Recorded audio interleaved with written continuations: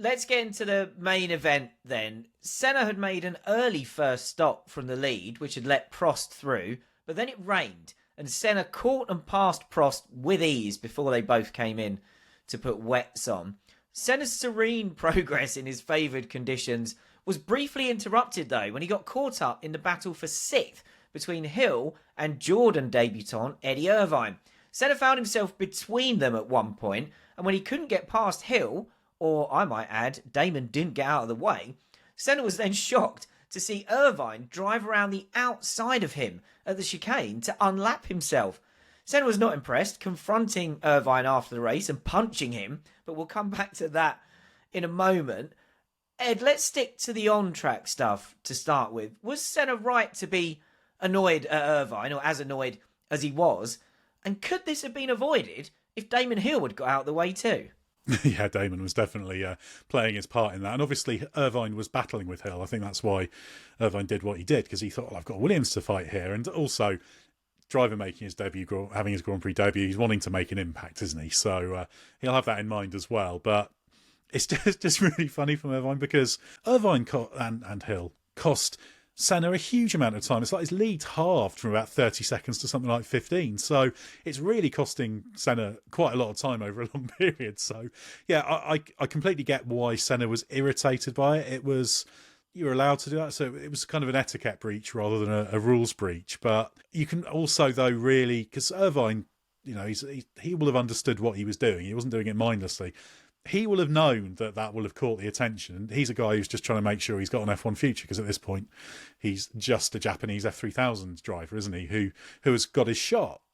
So that'll have been in his mind as well. So I get why Senna was annoyed, but equally Senna could just get on with it as well. So there's a little bit of, you know, you need to not spend that amount of time behind a car that's a chunk slower than you are. So yeah, I get why Senna was irritated. And it's just, you know, it's a classic opportunity for Senna to get his dressing down another driver pastel jumper out at some point. I don't have that much sympathy for Senna. Like this, in this period, like as we've established many times, cars are getting in the way of the leaders, and sometimes they get penalised, sometimes they don't. You just kind of have to take matters into your own hands on track, not off track. I do think Damon is really the one at fault.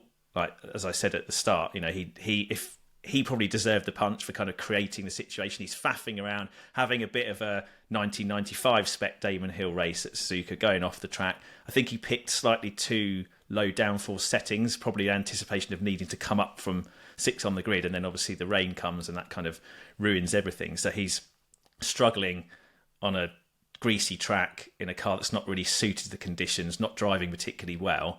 And this Damon Hill faffing just creates a situation where Irvine can be opportunistic, annoy Senna. And then what really annoys me is Senna's kind of punching down, pun intended, because he could have picked on Damon, but he's already tried his luck with Damon earlier in the season, and Damon's just kind of bit back at him. He's not really giving pastel jumper Senna any shrift, really, in criticising him. So I'll go and pick on the new guy, you know, because he's had the temerity to go past me. I mean, you're in the leading car, dominating the race. Like, just sort it out yourself. You don't need to be a complete prat about it. Thing that I love about this is I can't believe it's as true as Irvine presents it at the time, but in the contemporary stuff it comes across like Irvine just has nothing to lose on his F1 debut, but really doesn't care if it's going to be his only F1 stint ever or not, which I kind of get from the way his career has gone up to this point. Obviously a decent driver, but you don't see him getting anywhere near F1.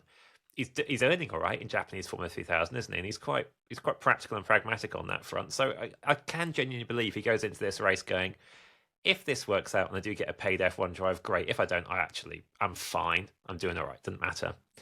Obviously, this is the era when being in Japanese Formula 3000 gives you access to fairy magic dust around Suzuka, and so many people look incredible at Suzuka because they've done so many miles with all the tyre testing in that series as well. And it's a tricky track that a lot of European-based drivers just don't know as well. So Irvine looks phenomenal. Isn't Damon on slicks in the wet at this point? Hasn't he come in like crazily early to go back onto the wrong tyres as well, which is very much him on this day? But I think it gives the race between the two of them is brilliant because Irvine's got all this Suzuka magic map knowledge that's making him able to attack a Williams, and just doesn't really care if he's unlapping himself. If he upsets Senna, in his mind, he's probably only going to be on the same grid as Ayrton Senna for 2 races in his life. What does it matter? I do think as well, like you could. I so often have said, just let the back markers hold up the leaders, let them do their own race, do whatever. I would have more respect for Damon if he was deliberately trying to hold Senna up to get Prost back in the race. But Williams knows there's no point in asking Damon to do that because Prost will be so slow in the wet. He's not going to try and pass Senna in the wet, is he? So it's a waste of time, Damon being a roadblock. Let's get into what happened afterwards then. Fortunately, we know exactly what was said between the two because journalist Adam Cooper was in the Jordan paddock unit talking to Irvine when Senna barged in, and a transcript of the conversation was run in Autosport magazine at the time. I'm not going to read out the full transcript. The gist of the conversation is Senna was saying things like, "What the fuck were you doing?" and repeatedly calling Irvine a fucking idiot, while Irvine responds by telling Senna he was just racing and saying there wouldn't have been a problem if Senna was driving faster. Ooh. At one point, Irvine gets confused by what Senna's recounting to him and says he can't remember the exact moment Senna's referring to, which prompts Senna to say, "That's because you're not competent enough to remember."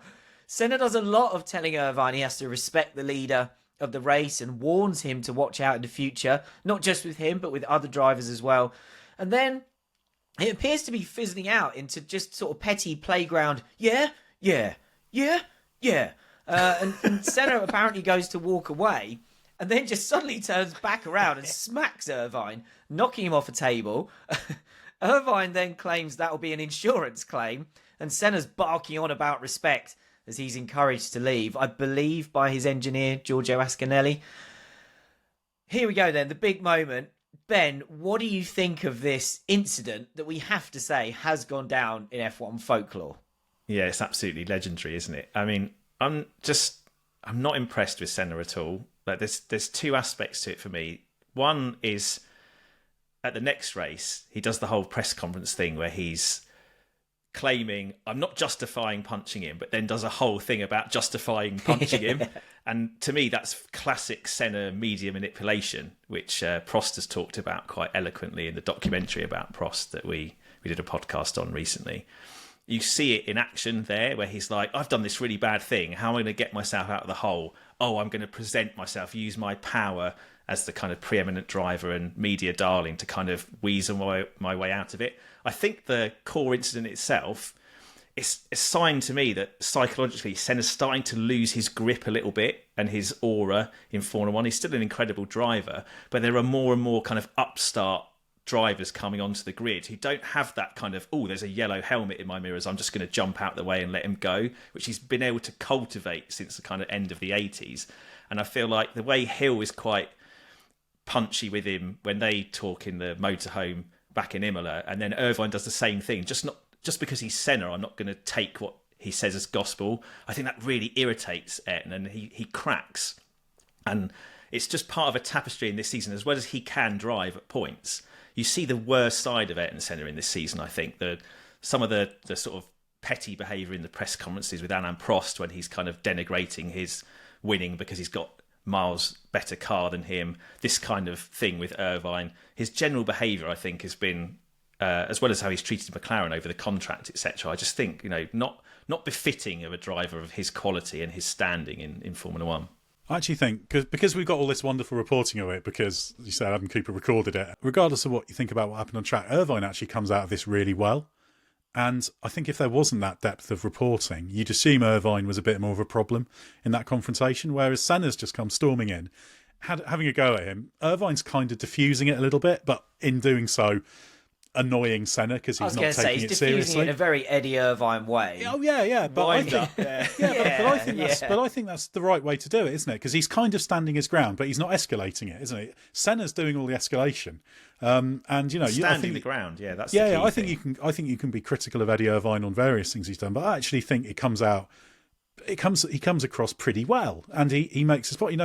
If you want to look at this argument and score it, then it's like a 5-0 win for Irvine, isn't it? Because at the end of it, when they descend into the yeah kind of thing, you kind of got sort of Irvine sort of saying, oh well, yeah, I've listened to Senna a few times. Says, yeah, it's good to know you do it. It's just a complete disaster for Senna. He's just not thought it through at all. But I actually think that if there wasn't this, the sort of the recording of it and the amount of understanding of what really happened there, we'd probably have a different view of what happened here. Because yeah, you're right. Irvine doesn't actively diffuse it, but he doesn't escalate it. And I think if people either listen to that podcast or find the full transcript, I think he comes across far better than history would have recorded of that incident if there wasn't this unique almost record of the whole altercation. That's because people would have automatically sided with Senna, wouldn't they, because of his reputation. But I find it funny that a driver as good as him and as storied as him is so easy to wind up at this point. You've got like Especially Irvine doing it. He won the race. Yeah, exactly. In the end, it didn't matter.